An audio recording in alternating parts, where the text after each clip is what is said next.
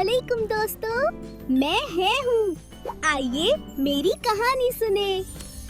एक दिन अली अपनी दादी के घर गया। दादी ने ताज़ा ताज़ा मजेदार हलवा बनाया था। घर में हलवे की खुशबू फैल गई। अली ने खुश होकर कहा, वाह दादी, ये तो बहुत मजे की खुशबू है। दादी ने उसे एक छोटी प्लेट में हलवा दिया। अली ने एक नवाला लिया तो मजा ही आ गया। मुझे उम्मीद है कि आपको मेरी कहानी पसंद आई होगी। अलविदा दोस्तों, अगली बार मिलते हैं। अस्सलामुअलैकुम दोस्तों, मैं हूँ।